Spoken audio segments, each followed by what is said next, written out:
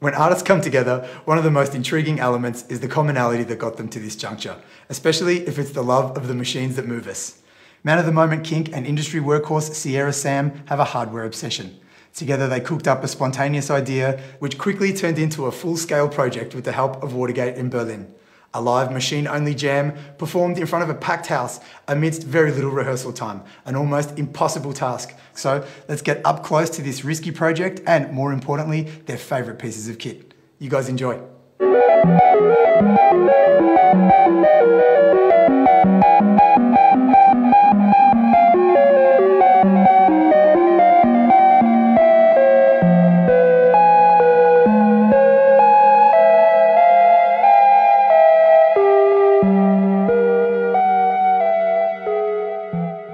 The idea behind this project is that we don't have an idea.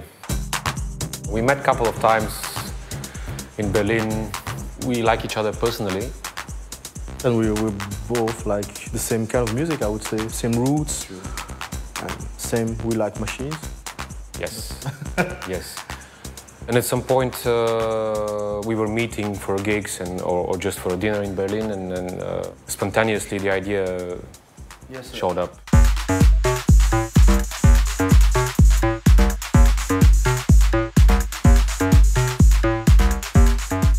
The challenge behind this whole project is that we never played together with all this setup, and we had like 2.5 days to practice, and that was the idea. So bring the entire studio, I mean almost the entire studio, and see what happens. So we were not even sure that it would work. Yes, we don't have anything in the memories of the devices we bring.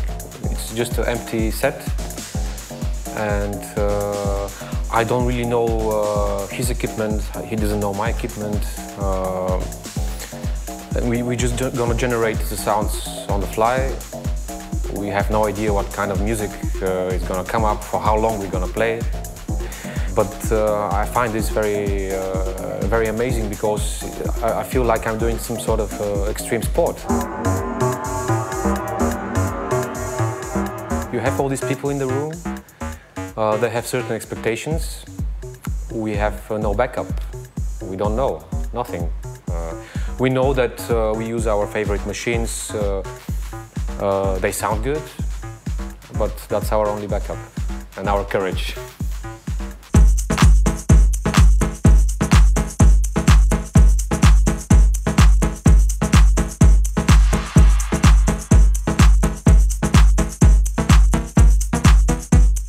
In many interviews I mentioned this little Italian box called Loop. I bought the first version 2 years ago, I think, and I just like it more and more. It's a little tool with 2 oscillators, filter, noise generator, kick generator, and a very unpredictable sequencer, which is digital but also analog, based on a really old delay chip. Bucket brigade. So after a while the sequencer starts to forget the information. That's the moment when the melody gets interesting. So Loop is my not so secret anymore weapon. And the rest of the new stuff, it's by MFB. I really like the little synthesizer they built. It's called Mikrozwerg. Little semi-modular synth. Maybe it was inspired by something old, but it doesn't sound like anything else. It sounds different. It has really interesting combination of 2 filters which are rooted in serial routing. So the filter itself with a very strong resonance can be a really amazing tone generator as well. And in combination, the Mikrozwerg in combination with Urzwerg, again, is the analog sequencer by MFB. It's such a quick, hands-on, modern way to sequence live.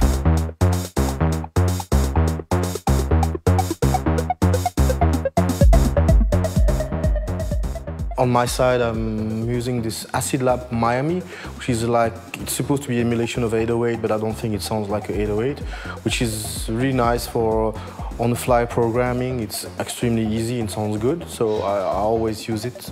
Also these electrons, which I also carry everywhere. The Octatrack, which is where we put loop or samples, or it has amazing, it's very powerful sound, so great effects.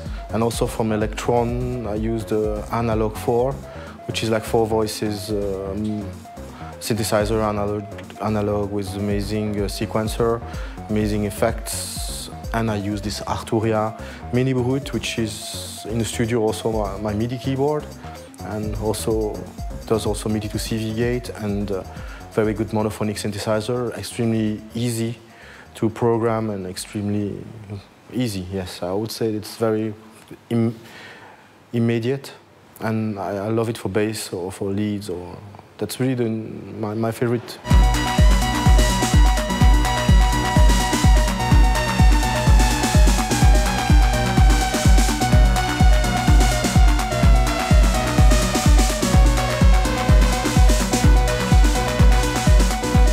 I think we, how to say in English, complement each other.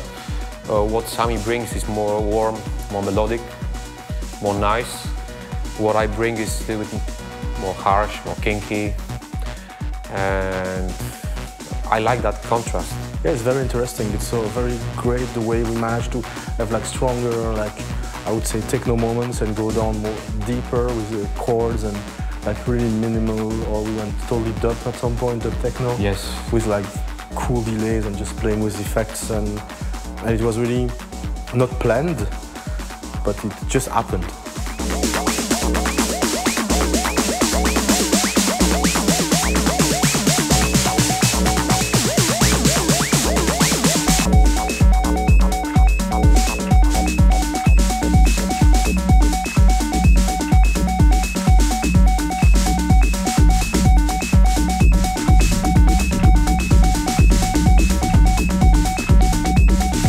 There are a couple of points that we have to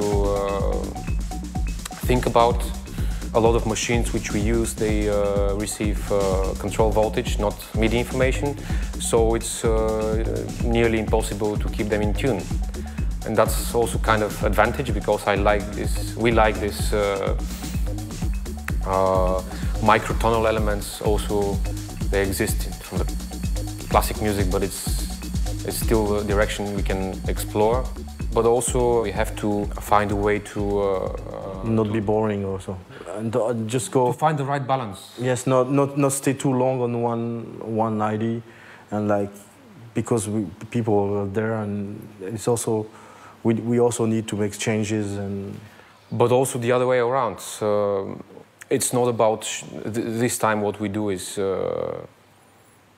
just music for ourselves, and we don't have to show off, and we don't have to overdo things. So we will try to, as much as possible, to listen and leave the groove going.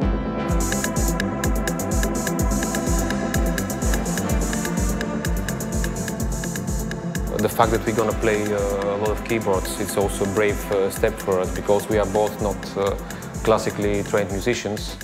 I almost can't read notes. I don't know about Sami, but we are gonna play the keys. I have my own system, like visually I know which keys to press. Sometimes it doesn't work. Yes, so it might be a lot of mistakes, but it's part of the game. When we play, we do it in a very intuitive way. We don't think it's our machines are extensions of our bodies.